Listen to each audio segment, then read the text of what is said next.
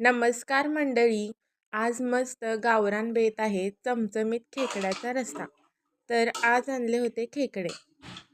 हे स्वच्छ धुवून घेतलेले खेकडे आहेत आणि हे पाणी खेकड्याच्या नांगा बारीक करून काढलेले पाणी आहे. आता मसाल्यासाठी घेऊया तीळ, जिरे, खोबरे आणि आलं लसणाची पेस्ट, कोथिंबीर. फोडणीसाठी एका भांड्यामध्ये तेल गरम करायचे. तेल कडकडीत तापले की त्याच्यात बारीक चिरलेला कांदा घालायचा आणि थोडीशी हळद घालून कांदा परतून घ्यायचा. त्याच्यानंतर आपण बारीक करून घेतलेले वाटण त्याच्यामध्ये घालायचे.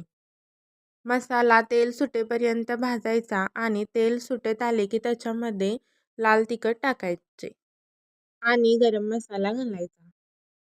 ते परतून घ्यायचे आणि मीठ घालून थोडेसे पाणी टाकायचे. मी मसाल्याचेच पाणी घातलेले आहे. मसाला छान परतून झाला की त्याच्यामध्ये आपण स्वच्छ करून घेतलेले खेकडे टाकायचे. खेकडे छान परतले की त्याच्यामध्ये आपण जे खेकड्याच्या नांग्याचे पाणी घेतलेले ते त्याच्यामध्ये घालायचे. खेकड्याचा अर्क रश्श्यात उतरतो. हे बघा, आता रश्शाला कशी मस्त उकळी आली आणि वरून छान तरी तरंगते.